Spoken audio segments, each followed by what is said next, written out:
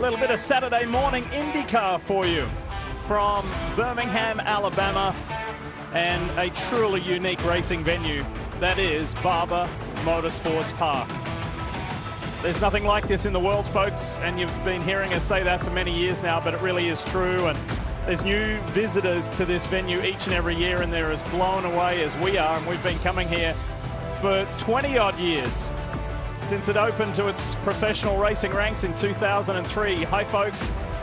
Afternoon on the East Coast. Still the morning here, Central Time. Lee Diffie, Townsend Bell, and Kevin Lee with you on a lovely day. There are some threatening clouds above, but apparently the weather is looking pretty stable, which sounds good to us to get this second practice session going.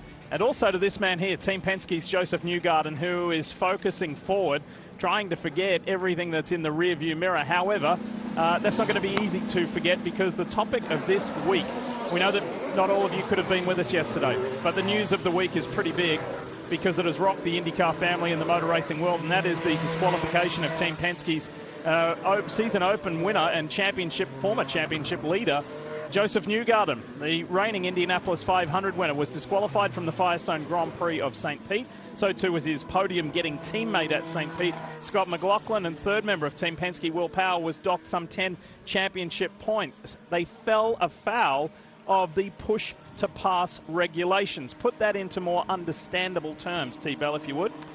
So, for many years, the rule has been that you cannot use push-to-pass on the start or the restart of an IndyCar race. That technical infraction that IndyCar discovered, again, only at Long Beach and then retroactively reviewed St. Pete, allowed Team Penske drivers to use push-to-pass on starts and restarts at St. Pete. Will Power did not use it. Scott McLaughlin apparently used it once on a restart. Joseph Newgarden used it multiple times on restarts. Penalty was issued, harshest penalty in IndyCar history to take the win away. The team has not disputed the penalty. That's all pretty cut and dry. Those are the facts. The team raised their hand and said, yes, the software was installed. Yes, it allowed us to do it. Joseph Newgarden said, yes, I used it. So fairly cut and dry, significant, but fairly cut and dry in terms of the facts. But then yesterday, Joseph Newgarden gave his first public comments and went deeper on how it happened and why it happened, and that probably raised more questions now. That's just a portion of the Joseph Newgarden press conference from Friday here in Birmingham, Alabama. Just live pictures addressing them. That's Pietro Fittipaldi of Rahal Ledman Lanigan. This is what happened to the Brazilian. Turn one, a little wide of that apex, but no big deal. And then, boy, super strange. He could not steer that car. Looked like something happened with the steering arm. The steering's going all over the place, but his steering is not moving. His steering wheel is not moving. That is bizarre. That looks like a comprehensive steering shaft, column, rack failure. Something went horribly wrong there for the 30. We'll have to dig into that a little bit more and figure out what happened, along with the race team, I'm sure. Well, let's share with you some reaction from the paddock. Have a listen. First thing, based on what Joseph said about him, he was aware or thought there was a rule change that basically would enable the push-to-pass to be active when it wasn't supposed to be. I'm not sure why he had that impression. There was no discussion between the team on that, but that was the 2-car, and that's on them. Our 3-car, we just focus on what we got to do, and I absolutely didn't believe there was a rule change. It wasn't even in my mind that was a thing. So that's why I didn't press the button. Obviously he's pressed it and got, okay, it works, so that must be the rule now, and continued to press it. Yeah, so, is that something where you guys are all competitors, so if you click it and it works, naturally you're going to keep pressing it, right? Yeah, if it works correctly with the lights and everything, you would, I feel like I would have come on the radio and said, hey, if we got pushed to pass on starts and restarts now because it was working. It was pretty clear to my understanding that the rules were only for thermal. Yeah, from my side there was no confusion. I don't know if somebody else got some confusions, but I doubt that there was confusion. Man, I know the rules as what they have been in the last 5 years. I've only been in the series 5 years. I think they've been in the series more than double my time. So I'd be very sure that they know exactly what the rules are. Definitely, I think initial reaction shocking. It's not a good look. It's definitely a tough situation, I think, for Penske. When they own the series, own one of the engines, and you get caught on something like this. Yeah, I mean, it's embarrassing for sure for them to have to do that. Whether it's an honest mistake or not, it's hard to believe that it was when they were going to have it in Long Beach again. And if they didn't catch them, they were going to have it in here this weekend at Barber. So whatever they want to say, it's up to everybody else to interpret what's real and what's not. But for me, it's disappointing to have to go up against 50 extra horsepower. We won the first race of the season, but win's a win. We'll take the points. We'll take the recognition for that. But I'd love to give this amazing group of people that are McLaren a proper celebration. The thoughts there of some of the peers of Joseph Newgarden, Scott McLaughlin, Will Power, and McLaughlin Power's thoughts as well. Let's share with you some more reaction. Here is the CEO of McLaren Racing Worldwide, Zach Brown. Quite disappointed in the various excuses or explanations that the team and drivers have made, because they don't make a lot of sense. I think champion drivers know exactly what the rules are. They know exactly what they have in their car. A team of that caliber, to have an oversight of that magnitude doesn't seem right. The team and the drivers are too good to say we didn't know the rules, we didn't know it was there, it was an oversight. None of that, I think, stacks up when something like that happens. I think you just need to own it. End quote. Again, Zach Brown of McLaren. I agree with everything. Yes, it's a sensational story. It doesn't add up. But if we're a jury and we're going to convict somebody either on a broadcast or in a courtroom, we don't have any other facts to dispute the story that they gave us. In fact, the more I've dug into this, the more it backs up. And I go back to the radio communication at Long Beach that Newgarden referenced yesterday. That exists. We've heard it. We validate it. He thought, at least he acted like he thought the rules were still what he mistakenly assumed at St. Pete were in place at Long Beach. So anyways, penalty's been issued. It was a very harsh penalty to take away a race win. And for this guy, Scott McLaughlin, he finds himself dead last in IndyCar championship points coming into here in 27th. So the pain is indisputable. 29th, I guess, in points if you include Colin Brown there, who's not running full-time, and Nolan Siegel. So, good on IndyCar. Listen, in all of this, IndyCar, once they found out about it, they acted decisively. They issued the penalty. No outside influence in that decision-making from what we understand, and we move on. It's just I think the flare-up is after the Newgarden interview, and the storytelling is just, it's hard to believe, but it's, again, I'll go back, it's not impossible. We've been very fortunate to have open passage to the president of IndyCar, Jay Fry, and Jay Fry said, look, I know I work for the man being Roger Penske. He owns IndyCar. He said, however, I consider myself like the commissioner of a league. And he said, we don't treat Team Penske any different to any other team.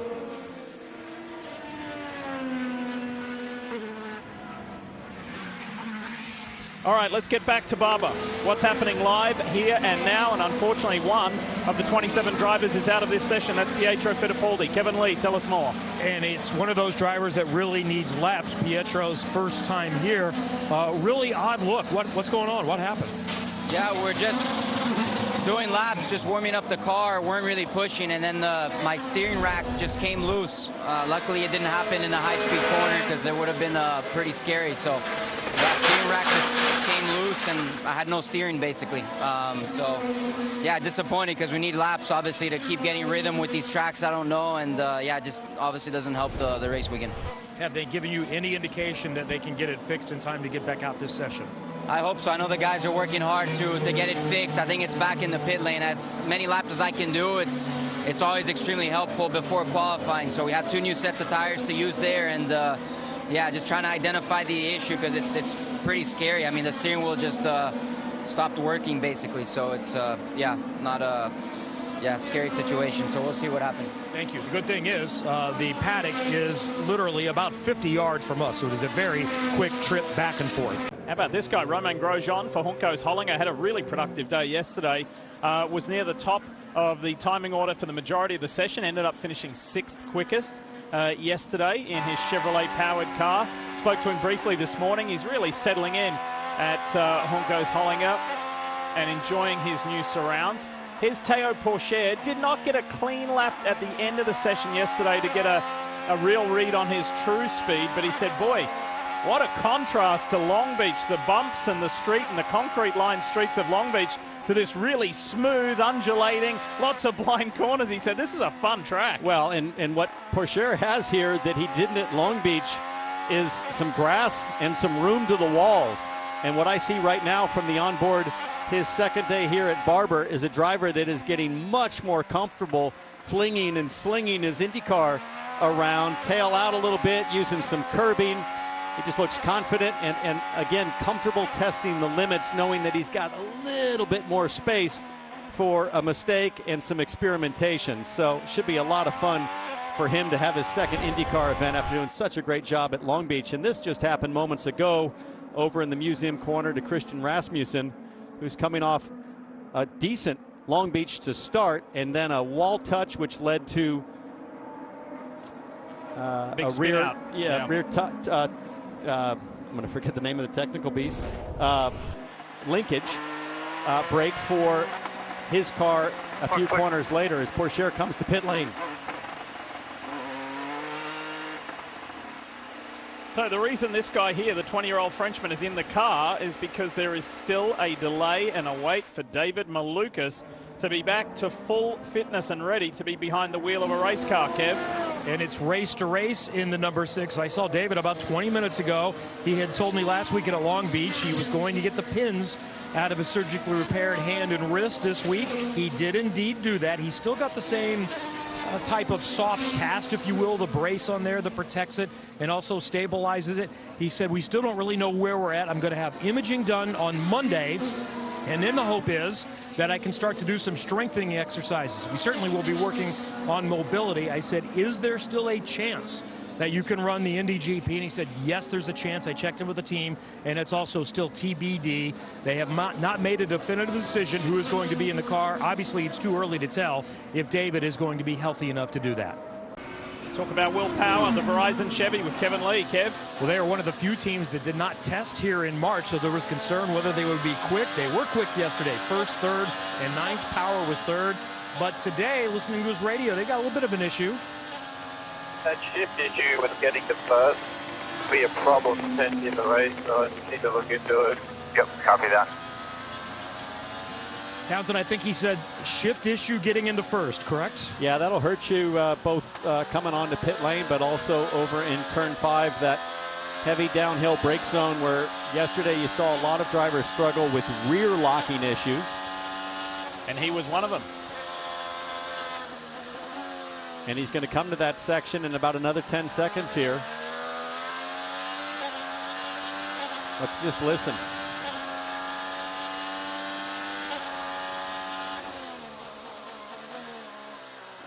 There you go, another one, big snap, and it's in that downshift phase. You can hear a 1, 2, 3, 4, 5. So that's 6 to first. You can count the downshifts, and you've got to get them in very quickly. It's basically as fast as you can click the downshift paddle, and typically you're going to wait as long as possible in the brake zone to start the downshift to not disrupt the back end of the car.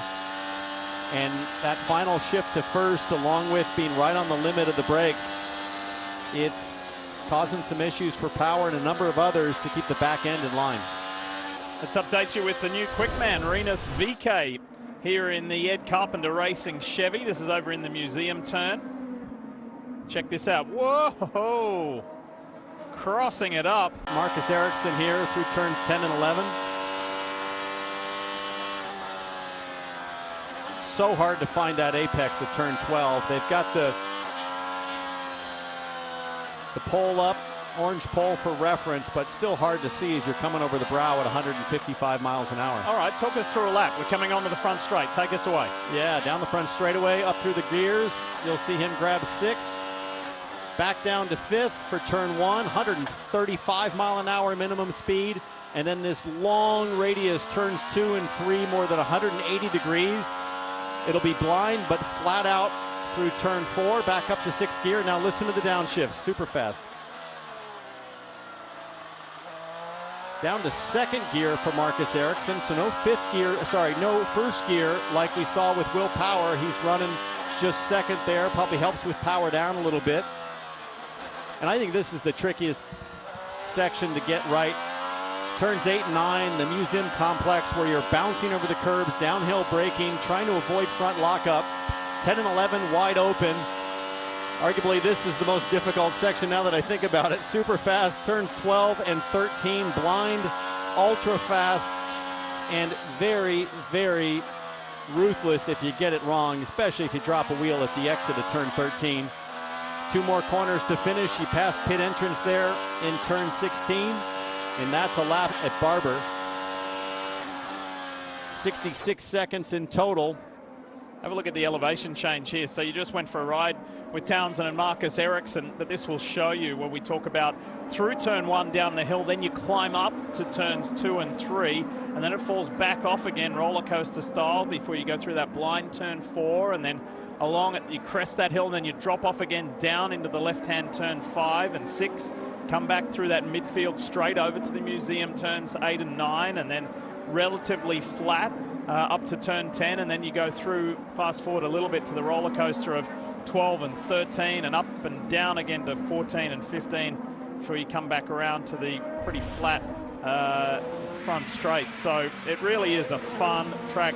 I just got a text earlier this morning from a mate of mine who lives in Austin, Texas. Of course, his local track and is Circuit of the Americas, but he's been to plenty of racetracks. Temperature not working for me. Said, I've never been here before. I think this might be my new favorite racetrack. This place is amazing. It's absolutely lovely. From just about any vantage point, you're treated to ponds, fountains, sculptures, and just this beautiful, pristine grass that surrounds not only the track the drivers are on, but outside the walls as a fan. You can set up your tent, get your lawn chairs out, and just be treated to an absolutely lovely experience. And you know, you talk about the Augusta of motorsports. We made some of that reference at Thermal. Thermal, a very exclusive facility. This is, I think, one of the most inclusive facilities I've ever been to, where they just really treat the general admission ticket buyer to just an absolutely fantastic experience. And that's not to mention the museum. Coming to the museum, it's one of the finest in the world for automotive and motorcycle collections. And we ride on board here with Colton Herta and can really appreciate the physicality of this place. You look at the front bar adjustment, rear bar, I should say, with his left hand, experimenting stiffer or softer, trying to help his race car turn, especially here where he asks so much from the front end of the race car. He's got some traffic up ahead. Let's see how he deals with it as he comes to the fastest section of the track. And nope, he'll back out. It's Graham Rahal and Linus Lundqvist up the road. Let's take you back and show you a couple of replays. They just occurred. Problems here as we pick up the Ridgeline Lubricants number 10 of Alex Palou. That's over in turns 8 and 9. And that really quick drop off downhill. This is Christian Rasmussen, turn 17, out on the grass. Hits that big hole there. And that was a good catch and a very fortunate escape for the rookie. Now he said, no, I'm helping the 4 is the 6 of Théo Pourchaire is off at the exit of that super fast, very unforgiving turn 13. Wow. You can see the skid marks. Yeah, they tell the story, don't they? They tell the story of a spin for sure anytime they cross like that.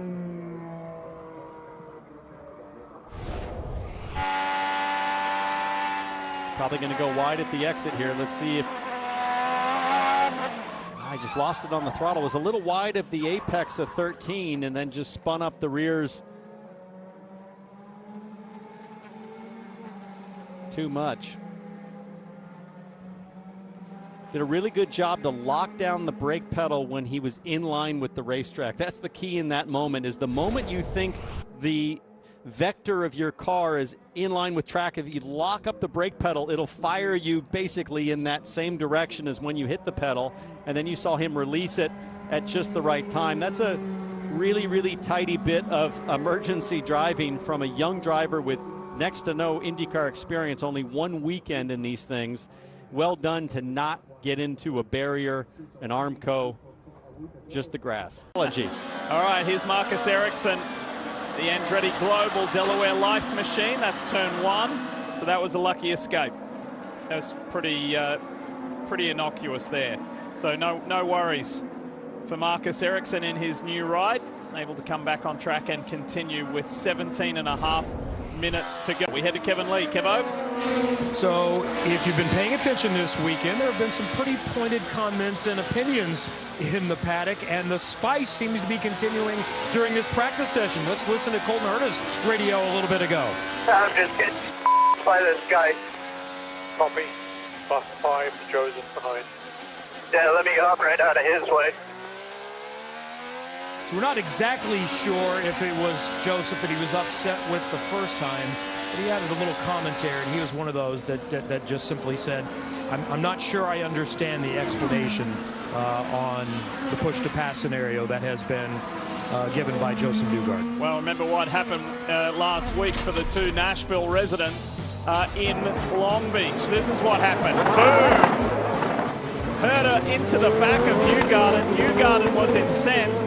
Herta said, look, yes, of course I ran into him. It was my mistake. I put my hand up, but Joseph didn't appreciate that. It went into anti-stall mode, and so they had a chat afterwards, but this was before everything came to light about St. Pete and the penalty and the disqualification, and Herta has been one of the most outspoken drivers about that scenario. So I think we've got a new rivalry in IndyCar. Maybe, but they do share travel arrangements on occasion, so maybe they can partition the Gulfstream, and one gets the front half, one gets the back. Maybe use separate entrance doors. I don't know how that works, but what I like watching the onboard here for Colton Herta is how liberal he is with those white gloves working his anti-roll bars. I've seen rear bar adjustments, front bar adjustments. I think I just saw him do both on the same straightaway, so he is tuning the sails here and trying to find the optimal balance, and it's not uncommon here to see drivers work the bar every lap in the race like you would in an oval. In fact, probably no racetrack that we go to has the long duration corners, save for maybe Road America at the carousel, like Barber does. There goes the front bar adjustment, stiffening the front bar for the high-speed turn 1, leaving it in position for turn 2. Wouldn't surprise me if he softens that front bar back going to turn 5. Let's see what he does. No, rear bar adjustment. Up, there's the front bar. I love it. Looks like qualifying at Indianapolis. Don't forget he's second in the championship too. He's got his spirits up. He's got his spirits really up and feels good. How about this guy? Is it time for a pop? Is it time for a big result for the New Zealander Marcus Armstrong in the Root Insurance Honda for Chip Ganassi Racing? Well, he's just leapt into the top 10. He was down in the 20s, so Armstrong's got himself up to 9th in this practice session. And fastest Chip Ganassi driver yesterday in practice, which was impressive. He continues to settle in. I like this paint scheme, that black and orange Root car. Looking pretty tight. And we remind ourselves, first full season. He was rookie status last year. That got a little squirrely. Good catch, good save from Armstrong. From an entertainment perspective, we had that thriller last week in Long Beach with Scott Dixon hanging on ultimate fuel save as we go aboard the American Legion Honda with Linus Lundqvist.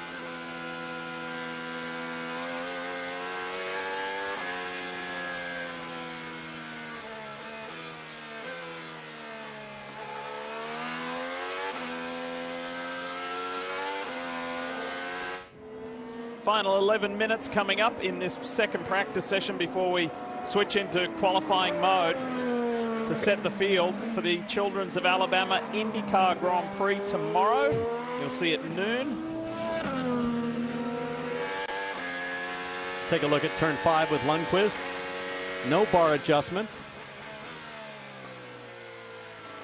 Again, second gear, no first gear usage there like we saw from Will Power. So, you know, you might wonder, well, why run first versus second? Maybe in qualifying, peak tire grip, you're going to jam it down to first gear. But if you run a first gear in turn 5, it means you're a super tall first gear ratio, and it hurts you on pit lane.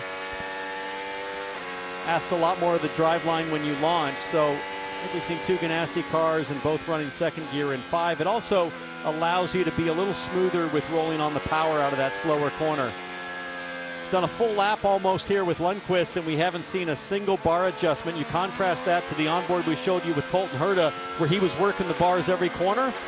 That's some of the many differences between a rookie driver and a young guy who's in his, 4th or 5th season like Colton Herta. And he's going to hunt and tune and figure out everything he can in these very short and valuable practice sessions. 7 minutes to go. Here's your quick guy in this session. It's Rinus VK of Ed Carpenter Racing as Alex Palou rejoins the racing surface for one final shot at it here before we go into qualifying mode. VK's been good here. He stood on the podium here. He likes this place. Top 15 separated by half a second right now, Diff.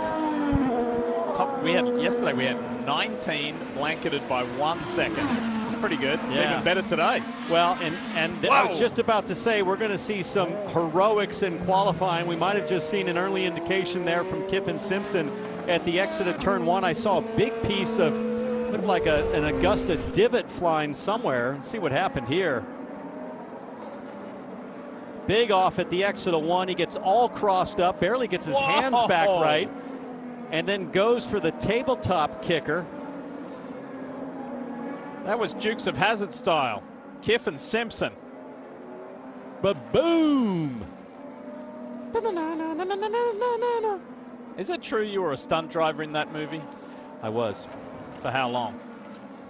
About 9 hours.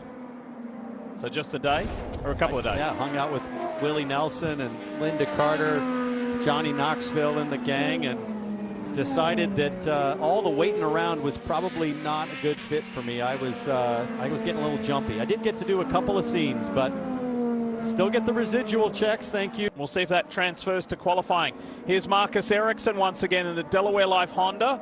2 laps ago. This is exiting turn 1, up the hill to 2, and just not as dramatic as Kiffin Simpson. I feel like we just saw that a few laps before from Ericsson, the exact same thing. So not trying to force it. He knows he's got that asphalt runoff to catch him, and then a pretty mild run through the grass to get back on track.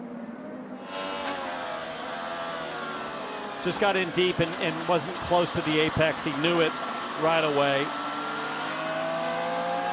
So he'll reset and fire off for another attempt.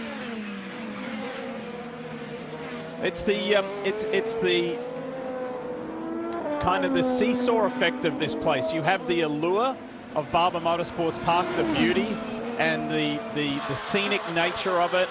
However, you have the consequences when things go wrong. This place sucks you in with its beauty, but then you have the harsh reality of the consequences when you go off track. This place is self-penalizing. You know, the other thing I want to point out is as the asphalt has aged, like I mentioned earlier, and it gets lighter and lighter in gray color, it actually starts to match more and more the sort of faded gray and white curbing.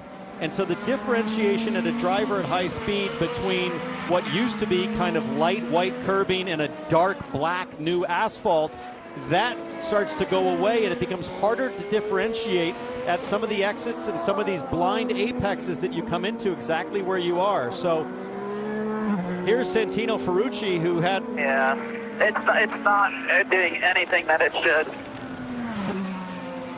Not doing anything that it should, so not happy with the car's compliance. He was 11th yesterday. I thought pretty impressive on pace down into turn 5. You see a very measured and delayed turn in as he got in too hot. So I'm guessing there's some braking issues going on that are throwing some surprises at Ferrucci. Kevin, what do you know? He said something is off right before what you just heard. Something is just off. It's pulling. So it's been, like you said, I think it's been pretty good. I talked with him before the session. He was really happy with where they were at yesterday and felt pretty confident coming in today. And session, it started pretty well. So it's probably a braking issue where one corner of the car is less capable of engaging the brakes. That's probably what would cause it to pull one direction or the other. The team will look at suspension, uprights, toe linkage, anything that might be amiss. Just like that, there's practice 2 complete. Yeah, you see the summary of the quick laps, and again, that's a single lap in isolation. Tomorrow, it'll be 90. And the winner is who does those 90 laps in the shortest amount of time, not just one lap. So practice is all about gathering those subtleties. As Joseph Newgard, I'm sure, happy to have another IndyCar practice session under his belt after a controversial week. And he looks focused, locked in on the challenge ahead as the fans look on and enjoy just these spectacular backdrops and settings to enjoy a motor race. Well, the last time Marinus VK headed a session, it's been some time. It was the warm-up at Toronto 2 years ago. So this feels pretty good. Yes, it's only practice, but it's always nice when you're the quickest, Kevin. And he also won the pole here 2 years ago and finished on the podium. So what's going well so far this weekend, especially in that session?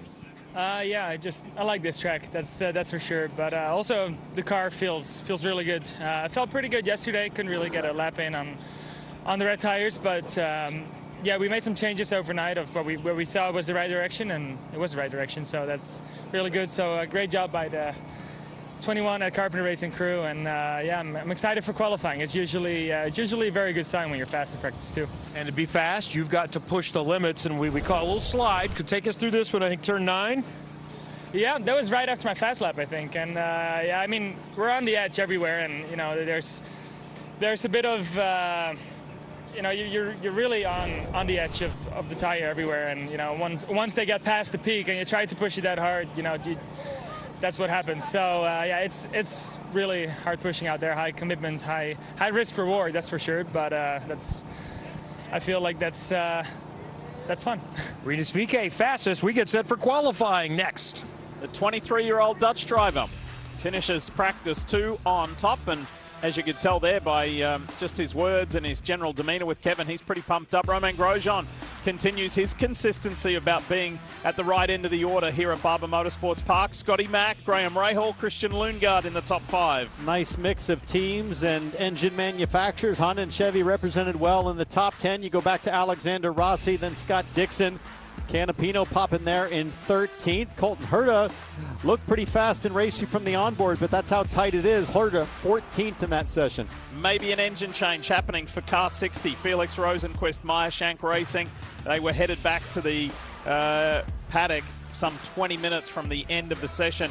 We'll see if Rosenquist can continue his front row dominance of this 2024 NCT IndyCar season. Here's the menu for you for the rest of the weekend. Most importantly, coming up next, it's going to be qualifying as Pato O'Ward begins his debrief. That's at 3:30 Eastern this afternoon, live on Peacock. Tomorrow, pleased to say, we're on network television on Big NBC, and the race will get going at 1 Eastern.